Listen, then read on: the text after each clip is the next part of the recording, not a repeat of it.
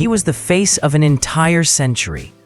With just a raised eyebrow, a clumsy shuffle, or a mischievous smile, Charlie Chaplin could make the whole world laugh.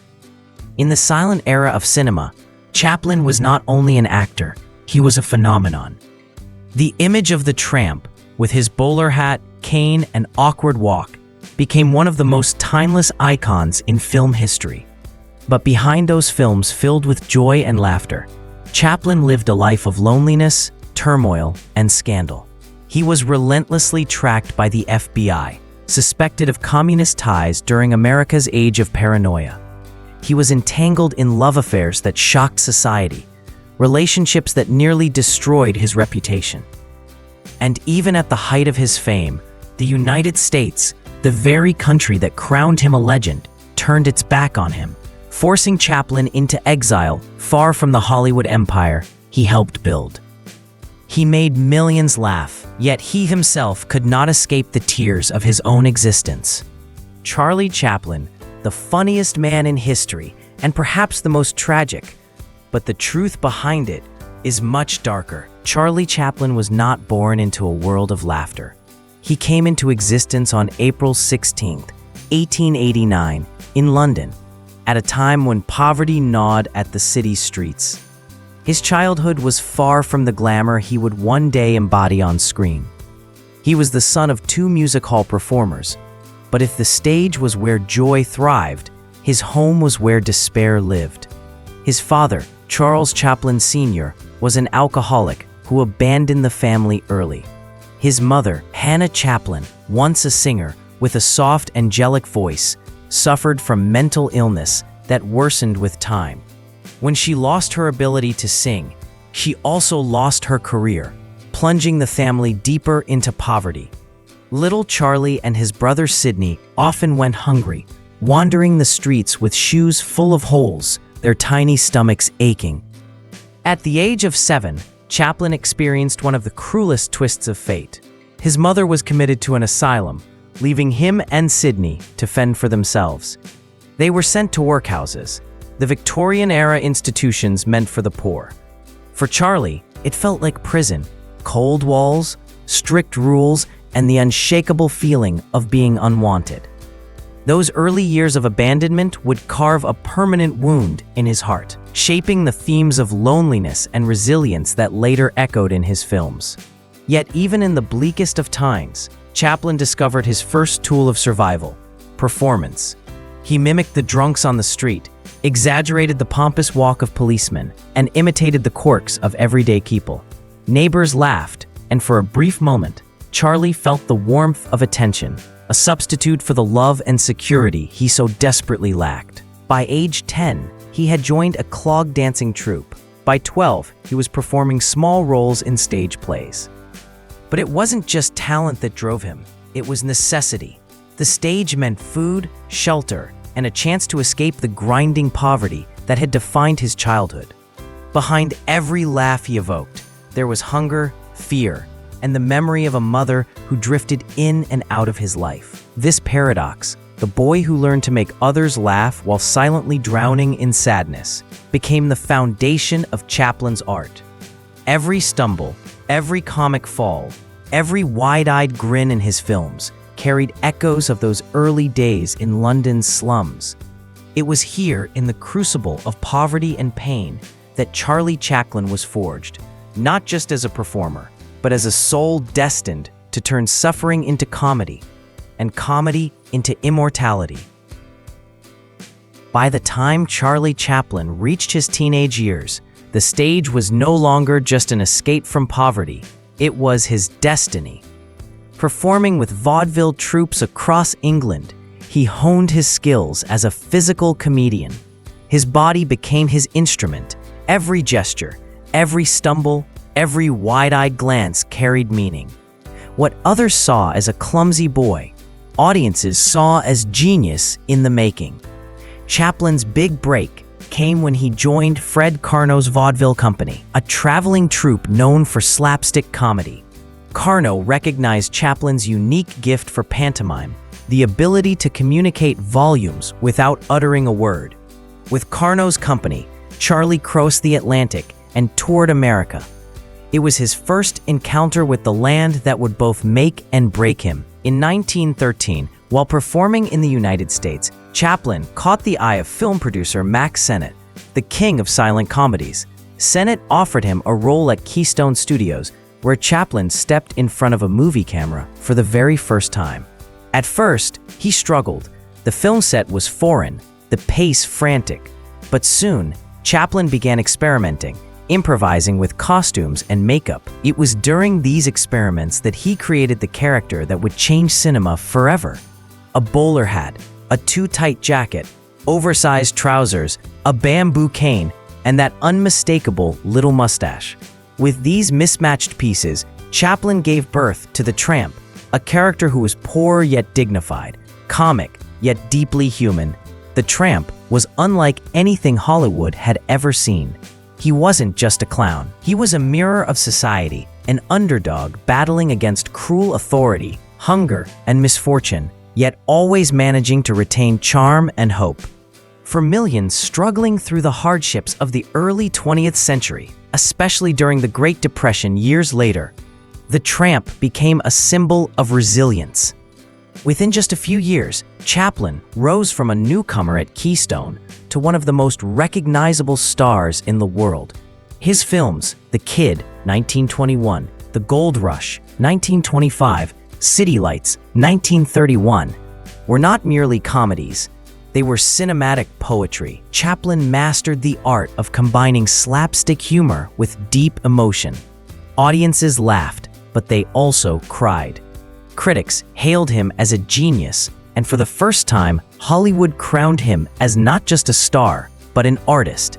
By the mid-1920s, Chaplin was one of the richest men in the industry, commanding complete creative control over his films, something unheard of at the time.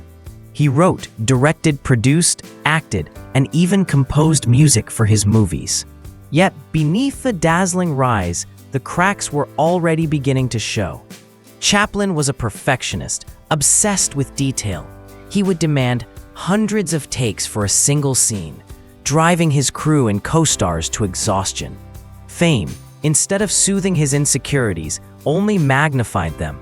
And as the world adored the Tramp, Charlie the Man felt increasingly disconnected, as if the laughter he gave to millions could never fill the silence of his own heart. This duality, public triumph versus private torment, would soon spiral into scandals, political battles, and betrayals that no amount of cinematic brilliance could protect him from.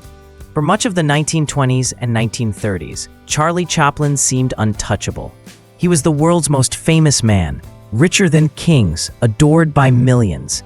Yet behind the curtain of stardom, his personal life was already unraveling into chaos.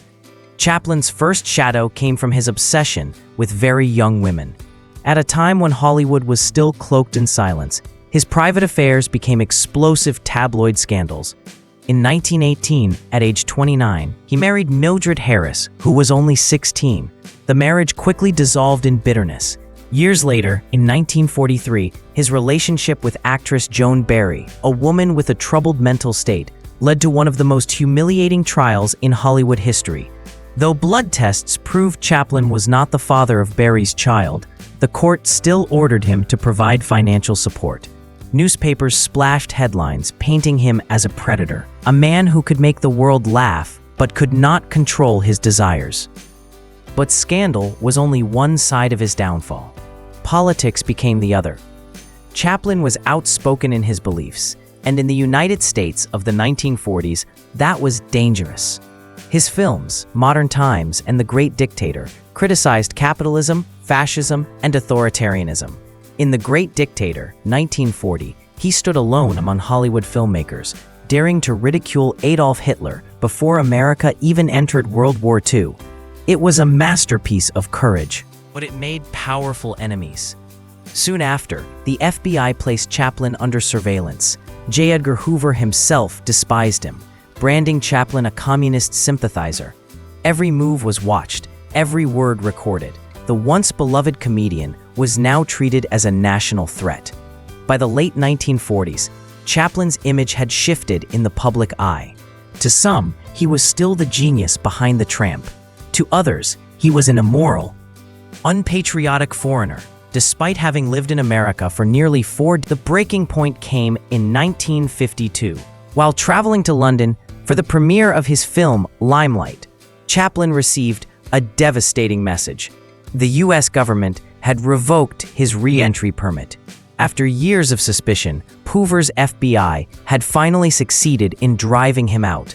Chaplin, the man who had built his career in Hollywood, who had defined its golden age, was now exiled, banished from the country he had once called home. He settled in Switzerland with his new wife, Una O'Neill, daughter of playwright Eugene O'Neill.